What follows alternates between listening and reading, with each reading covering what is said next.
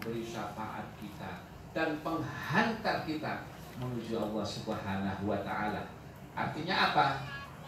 Tidak ada satupun manusia yang bisa mencapai Allah Subhanahu wa Ta'ala tanpa penghantar baginda Nabi. Tidak bisa.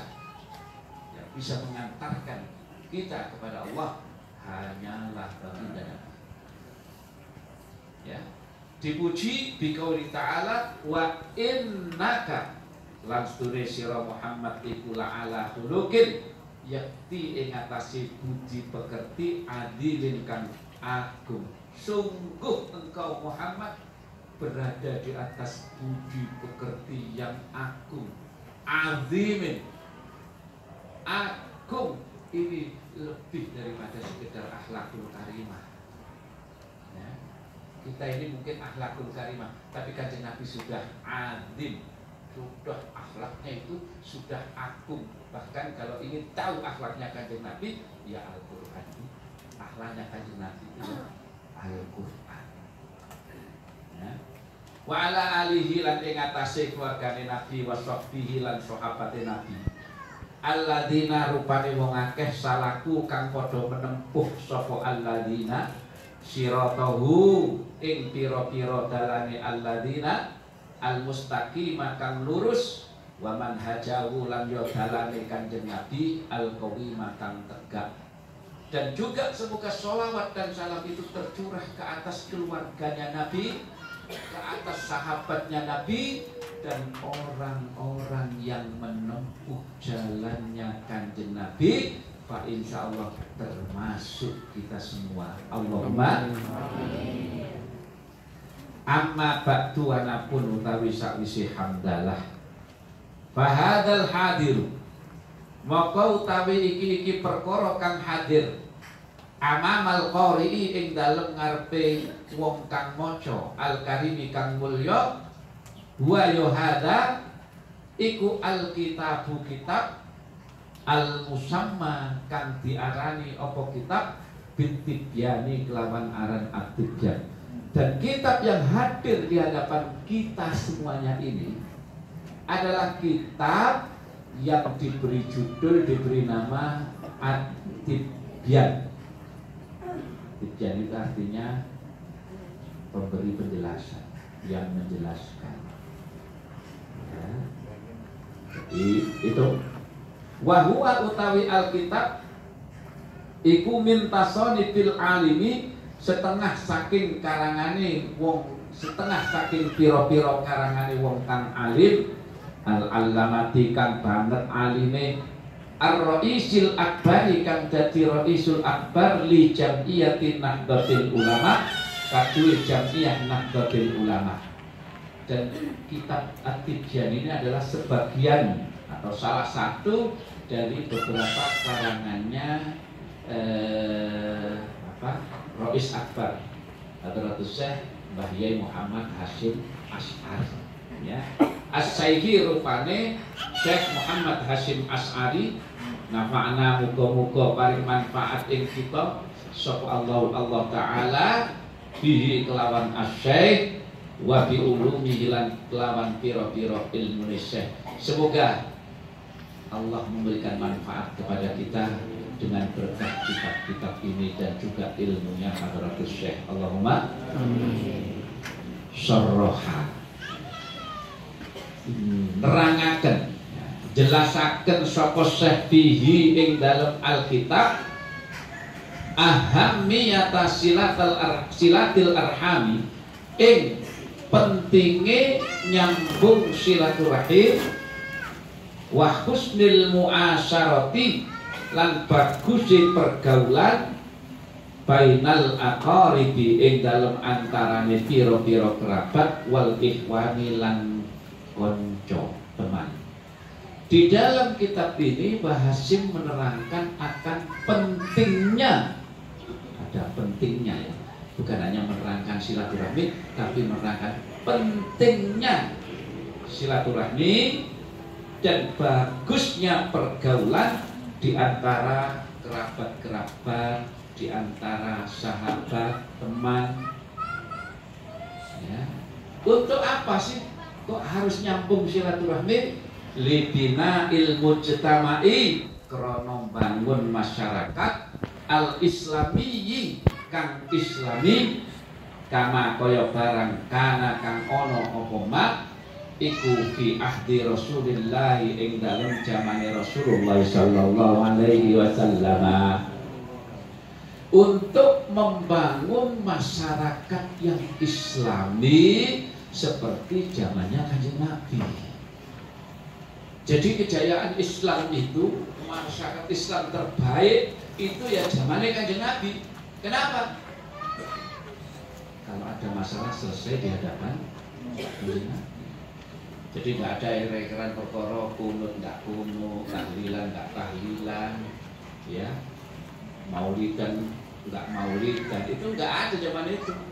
Semua Pak salah diselesaikan di hadapan Kanjeng Nabi. Sama dengan masa kejayaan NU itu, ya zamannya para muassis, zamannya Hadratus Syekh dan para muassis. Selesai urusan masalah-masalah di NU itu, selesai masalah di hadapan para muassis, nggak ada gegeran. Mbah Hasyim menjadi Rais Akbar sejak berdiri tahun 1926 sampai 1947. 1947 Mbah Hasyim wafat. Para ulama berkumpul untuk menentukan siapa pengganti Hadratus Syekh. Nah, waktu itu masih ada lengkap. Artinya yang paling senior dan paling aktif di NU waktu itu menjadi inisiatornya adalah Mbah Kiai Wahab Hasbullah. Akhirnya para ulama sepakat menunjuk Kiai Wahab Hasbullah sebagai pengganti. Awalnya Mbah Wahab nggak kerso, nggak berkenan, tapi beliau berkenan dengan syarat apa? Istilah Rais Akbar itu diganti dengan Rais Am. Karena yang berhak menyandang gelar Rais Akbar itu hanya satu, yaitu Hadratus Syekh. Beliau tidak mau menyamai gurunya sebagai bentuk tawaduknya.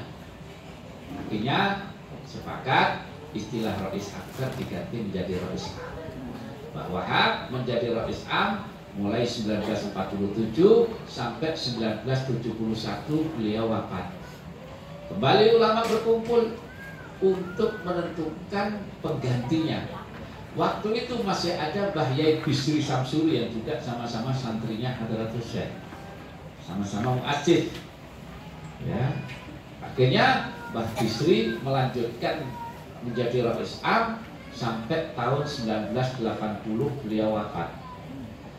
Tahun 1980 para ulama berkumpul kembali untuk menentukan siapa pengganti Rais Am. Waktu itu masih ada paling senior, tahun 1980 itu ada namanya Kiai Haji As'ad Samsul Arifin, Santren Sukorejo, Salafiyah Syafi'iyah, yang dulu menjadi mediator antara Syekhona Khalil dan Mbah Hasyim, yang bagian membawa tongkat, membawa tasbih serta bacaan Ya Qahar Ya Jabbar. Lah akhirnya para ulama sepakat menunjuk Kiai As'ad Samsul Arifin, tapi Kiai As'ad tidak berkenan, tidak mau, dipaksa oleh kiai-kiai itu. Jangan, ini paling senior, tidak bisa, saya tidak mau. Ya. Jangankan sampai yang kiai-kiai, malaikat Jibril datang dari langit, turun dari langit meminta saya jadi Rais Am, saya tidak mau. Sampai gitu, saking nolaknya. Terus ditanya, kalau begitu siapa yang berhak, yang layak? Kiai Makhrus Ali dari Lirboyo, orangnya alim. Akhirnya kiai-kiai menemui Kiai Makhrus. Ya. Kiai Makhrus nggak mau juga, nggak mau saya. Panjenengan ini yang paling layak ini, nggak bisa. Jangankan malaikat Jibril turun dari langit, malaikat Israel turun dari langit memaksa saya jadi Rais Am, pasti saya tolak. Malaikat Israel saja ditolak. Nyawa taruhannya itu. Malaikat Israel itu ditolak. Wah, ini gimana ini? Masa itu harus ada Rais Amnya? Hanya kiai-kiai kumpul lagi musyawarah berdebat sengit. Akhirnya diputuskan kalau gitu kita ke Kiai Ali Maksum saja. Akhirnya Kiai Ali Maksum didatangi ke Rakyat di Jogja. Kiai Maksum panjenengan itu diminta untuk menjadi Rais Am. Kiai Ali Maksum tidak bisa nolak. Kenapa? Karena nggak ikut rapat. Jadi kalau nggak ikut rapat nggak boleh nolak kalau ditunjuk. Ya. Kiai Ali Maksum terpaksa menerima amanah menjadi Rais Am itu bukan dengan gembira, dengan derayan air mata karena menganggap jabatan ini adalah musibah. Sampai konon berhari-hari beliau tidak keluar dari kamarnya saking sedihnya ditunjuk menjadi Rais Am. Saking sedihnya. Jadi zaman dulu begitu, rebutan menolak. Tidak ada calon Rais Am keliling Indonesia ya dengan calon ketua Tanfid ya. Ini duet Rais Amnya ini tidak ada dulu ya dulu ya. Jadi dulu ya dulu ya, dulu tidak ada begitu, saling menolak ya.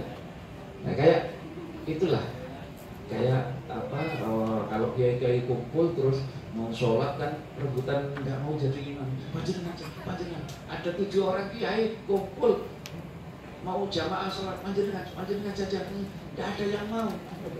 Akhirnya dia tetap harus maju salah satu, bukan karena merasa lebih alim, bukan karena merasa lebih baik, tetapi kalau tidak ada yang imami mereka nggak akan sholat. Majulah salah satu dari mereka. Dulu begitu ya. Nah, wallahu a'lam sudah. Ya, jadi itulah. Saya sering memberikan masukan kepada ya pengurus-pengurus NU, baik itu di daerah terutama itu. Ya sudahlah, kita ini harus betul-betul ikhlas kalau mengurusi NU. Pengurus NU itu harus bisa ngurus, mau ngurus, jangan minta diurus, apalagi jadi urusan. Nah ini ada pengurus NU jadi urusan. Nah, coba dakwahnya itu fokuskan ke pendidikan, kesehatan, dan ekonomi. Jangan politik aja diurus. Saya tanya kan, tadi yang di Bandung ini sudah ada RSNU belum? Katanya belum ada. Saya di DKI Jakarta kemarin, provinsi loh itu, saya tanya, sudah ada RSNU belum? Lah, NU segitu gedenya nggak punya RSNU. Saya ingat di Jombang itu RSNU itu baru sekitar 10 tahunan. Padahal itu direncanakan mulai tahun 1970. Saya teringat di daerah Mojo Agung ya, kalau itu di Jombang sebelah timur itu tahun 70 itu saya masih SD, masih kecil, itu sering ke Surabaya. Itu ada tanah di situ tertulis di sini akan dibangun RSNU, rumah sakit NU. Itu tahun 70. Tahun 80-an saya SMP, ternyata tulisannya masih belum berubah. Di sini akan dibangun rumah sakit NU, RSNU. Tahun 80. Akhir 80 saya sering lagi ke Surabaya, belum berubah. Di sini akan dibangun RSNU. Tahun 90 sudah berubah tuh tulisannya menjadi di sini akan dibangun rumah NU sakit.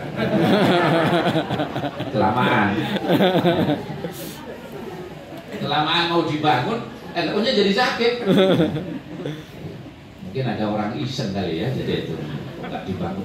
Begitu dengar dana mau turun, rebutan pengurusnya, rebutan lebih dulu pengurus.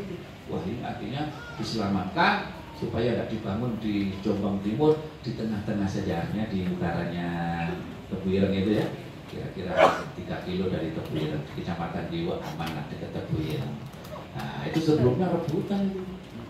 Nah maka ya inilah ya, jadi hendaknya kita ikhlas kalau menjadi pengurus ya. Wassahabati lan para sahabat, tabi'in lan para tabi'in radhiya muga-muga paring ridho sapa Allah anhum saking sahabat tabi'in ajma'in hale sekabehane ya. Dan juga seperti di zaman sahabat itu masih bagus. di zaman para tabi'in juga masih lumayan. Mandulah Pak Rasyidi, zaman Khalifah Abu Bakar. Ya, nah rakyat umatnya masih bagus. Suatu ketika Sayyidina Ali ini ketika menjadi khalifah, ada yang demo, ya, ada rakyatnya yang demo. Ngomongnya begini nih, wahai Ali, dulu ketika zamannya Abu Bakar, Umar, Utsman, kita ini nggak pernah seperti ini, kacau seperti ini. Ya. Kok ini zaman kepemimpinanmu kok kacau begini? Sayyidina Ali jawabnya, ya tentu saja. Dulu zaman Sayyidina Abu Bakar, rakyat yang dipimpin itu seperti saya. Nah zaman saya memimpin rakyat seperti kamu. Gimana gak kacau? Nah, jadi zaman sahabat itu masih lumayan, ya. Waman lan wong ba'dahu kang sawise sahabat tabi'in min aslafina saking pira-pira ulama kuno kita as-solihina kang soleh-soleh, dan juga zaman ulama-ulama salaf kita yang soleh-soleh, ya, imam-imam mujtahid dan sebagainya itu, ya. Alladzina rupane wong akeh kala kang dawuh sapa Allah taala fihim ing dalem alladzina. Nah, orang yang soleh aslafina ini adalah sebagaimana yang digambarkan dalam firman Allah, kuntum khaira ummatin. Kuntum ana sira kabeh iku khaira ummatin, luweh baguse umat, ukhrijat kang ditokaken sapa umat linnasi maring menungso. Jadi umat Islam digelari sebaik-baik umat. Kuntum khairu ummatin, oleh Allah digelari sebaik-baik umat yang dilahirkan bagi manusia. Cirinya khairu umat itu apa? Ta'muruna, padha perintah sira kabeh bil ma'rufi kelawan kebagusan. Cirinya yang pertama adalah mengajak kepada kebaikan. Wa tanhauna, dan mencegah sira anil mungkari saking kemungkaran. Yang kedua mencegah kemungkaran. Jadi harus dijaga kemungkaran itu. Seperti kemarin ada masalah Hollywood, kalau nggak salah ya, pernah dengar ya, Hollywood yang memberikan gratis bir bagi laki-laki yang namanya Muhammad dan wanita yang namanya Maria. Di Hollywood itu, ini kan zamannya nyaib, ngajak gelut kalau orang Jawa itu ya. Masa nama Muhammad digratisi minum bir sampai mendem, ya. Mabuk gratis asalkan namanya Muhammad, ya. Sengaja ya, bergerak nanti semua. Kalau enggak, itu akan terus maraknya kemaksiatan dan kemungkaran, bukan karena banyaknya orang jahat, tapi karena diamnya orang baik. Kalau orang baik itu diam, ya, yang jahat mungkin hanya 1-2 orang, tapi dibiarkan, pasti akan merajalela, ya. Karena boleh umat Islam itu takut, ya. Dulu kita ini takut berkata bohong, tapi sekarang ini kita dibuat takut ketika ngomong kebenaran. Ya, kulil haqqon, katakan yang benar. Nah ini kita para santri harus menjadi pelopor itu. Nah, waktu minu lalan podo iman sira kabeh billahi lawan Allah. Yang ketiga cirinya beriman kepada Allah. Wanabbaha lan ngelingaken, mengingatkan sapa Syekh Aidon Halimalih barakatil arhami ing bahayane mutus silaturahim wasuil muasyarati lan olone pergaulan bainal aqaribi ing dalem antarane pira-pira kerabat wal ikhwani lan pira-pira kanca. Dan juga dijelaskan tentang bahayanya memutus silaturahim, ya, dan buruknya pergaulan. Dijelaskan, karena ini sekedar akibat-akibat, tapi memutus silaturahim ternyata itu efeknya luar biasa. Ya, bahkan disebut min akbahid dunub, termasuk diantara dosa yang menjijikkan itu adalah memutus silaturahmi. Ya, jangan gampang-gampang. Kalau begitu kita putus saja, itu nggak boleh begitu. Ya, kita nggak teman-temanan, nggak sahabat-sahabatan, nggak saudara-saudara, itu nggak boleh. Ya. Wa asbabahu lan pira-pira sebabe qatil arham bayane minat tabagudi saking saling membenci wa tahasudi lan saling hasud wa tadaburi lan saling berpaling wa taqatu'i lan saling mutus wa nahwi dzalika lan sepadane mengkono-mengkono kabeh min sayyiatil akhlaqi saking pira-pira olone akhlak. Dan juga dijelaskan sebabnya. Ya, sebab-sebabnya diantaranya memutus silaturahmi itu adalah karena saling membenci. Makanya janganlah kita itu punya sedikit kebencian kepada orang lain. Panjenengan rasakan ketika kita ini membenci seseorang, ketika kita bertemu dengan orang yang kita benci di jalan, kita akan merasa tidak enak sendiri. Ibu-ibu mau ke pasar, ketemu dengan orang yang dia benci, itu dilihat, ya, dilihat, wah, ada si dia sih di jalan, nggak jadi keluar, mau ke pasar padahal, ya, dilihat lagi, kok belum masuk rumah, sampai pasar tutup. Orang ini masih di jalan, akhirnya gak jadi belanja. Kenapa? Karena gak enak sendiri. Iya kan? Coba kalau kita gak punya perasaan benci, gak punya perasaan ke pasar mah ketemu siapa saja enak. Ya, disapa, kumaha, teman. Nah, betul. Ya. Jadi kan enak kalau begitu. Jadi kalaupun kita ini punya apa perasaan, hilangkan, los saja. Ya. Wadzalika tambihu utawi mengkono peringatan. Iku muhimun penting jiddan kelawan banget li umumi tilkal balwa krana meratane mengkono cobaan di ahli jam'iyyati Nahdlatul Ulama ing dalem warga jam'iyah Nahdlatul Ulama. Peringatan Hadratus Syekh itu penting banget. Kenapa?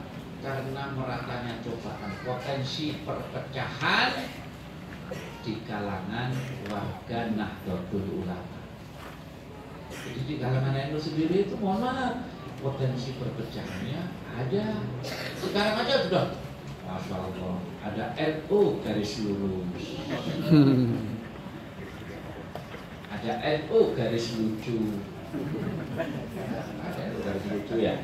Ya, coba ya, yang garis lucu ini ya guyon-guyon aja. Tapi kalau yang garis lurus ini punya profesor, punya kekuatan sendiri. Ini kan potensi perpecahan. Masa NU itu ada garis-garis begitu loh, memang jual garisan itu jauh kan. Nah, ini potensi perpecahan, ya, itu di kalangan warga itu sendiri. La siyama apa maneh apalagi fi ghairihim ing dalem liyane ahli jam'iyah Nahdlatul Ulama min ahli hadzal zamani saking penduduk iki zaman. Apalagi ditambah dengan potensi perpecahan di yang lain selain NU, itu lebih banyak lagi. Ya, ada Salafi, ya, ada Wahabi. Jadi hati-hati ya. Jadi ini pondok salaf, ya, bukan pondok Salafi ya. Karena lain ya, salaf dengan Salafi jangan keliru. Ya, ada Wahabi. Nah, saya itu termasuk Wahabi, pengikutnya Mbah Wahab Hasbul. Jadi itu aja. Ya. Jangan Wahabi yang suka bid'ah-bid'ahkan, syirik-syirikkan itu. Saya juga Wahabi, saya pengikutnya Kiai Wahab Hasbul. Wahabi juga ya, jadi itu pengikutnya kan Wahabi. Nah, jadi itu Wa bimunasabati dzalikal maudhu'i lan kelawan mantesi mengkono-mengkono judul adopna nglampiraken ingsun ila hadzal kitab maring iki kitab arba'a rasailah ing papat pira-pira risalah. Nah, untuk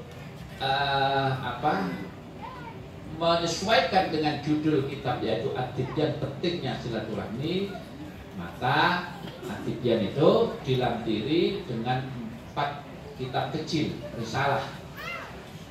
Al-ula utawi kang awal iku muqaddimatul qanuni. Muqaddimah peraturan al-asasi kang bangsa dasar li Jam'iyati Nahdlatul Ulama kadue Jam'iyah Nahdlatul Ulama.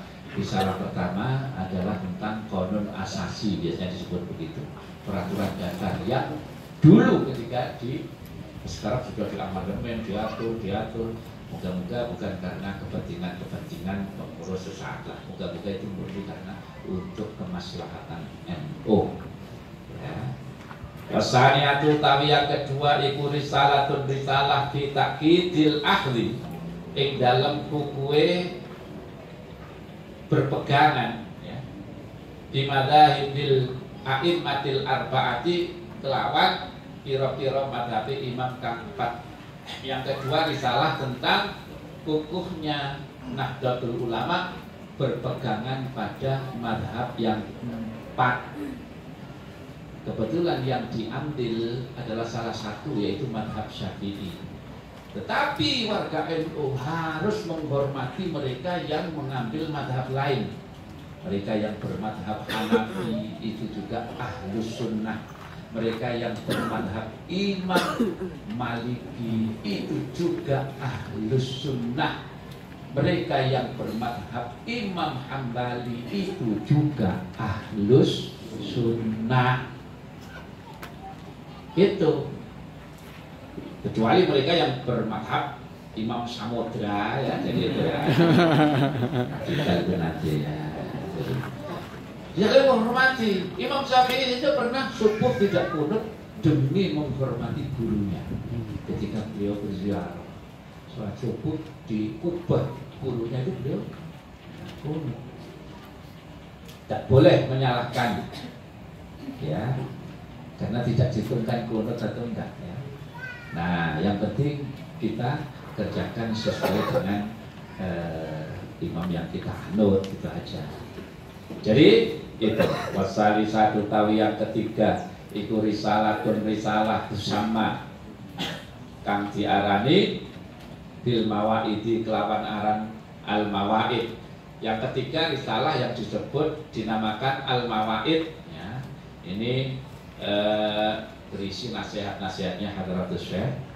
Warabi'atu utawi kang keempat itu al-arba'ina 40 apane hadisan hadise nabawiyan kang bangsa nabi tata'allaku kang berhubungan ya apa arba'in bimabadi Jam'iyati Nahdlatul Ulama kelawan dasar-dasar Jam'iyah Nahdlatul Ulama. Itu risalah 4 risalah.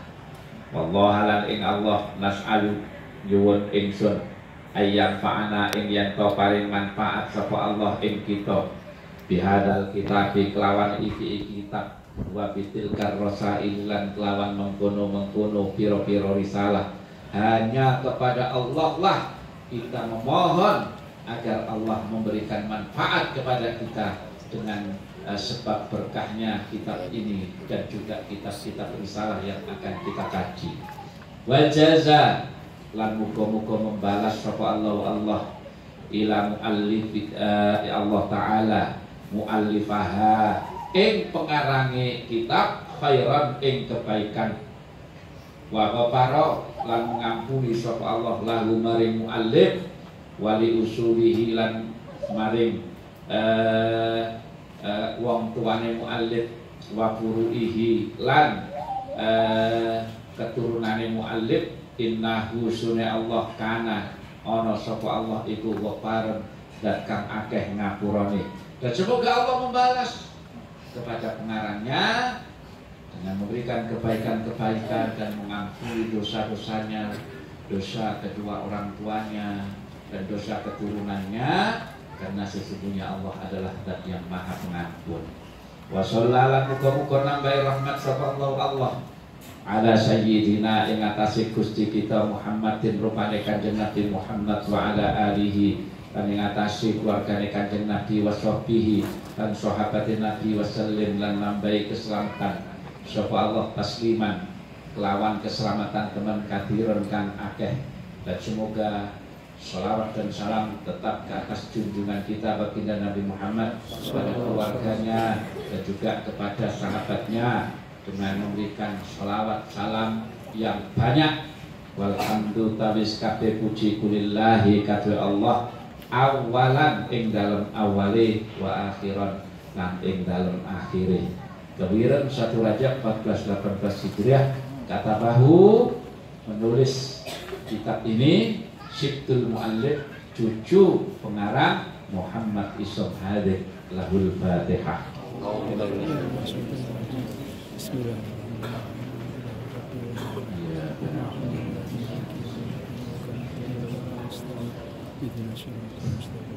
Alhamdulillah bacaan kita Al-Tibyan Fatimah sudah kita selesaikan. Semoga semuanya mendapatkan keberkahan. Amin. Sebelum saya akhiri, bagaimana janji saya ijazahkan nanti istighosah yang tadi sudah kita baca dan kitab yang kita baca ini. Jadi saya ijazahkan kepada kalian semuanya baik istighosah maupun kitab ini, semoga mendapatkan keberkahan. Amin. Ijazahkan kepada panjenengan semuanya. Ajas dukung. Al-Fatihah.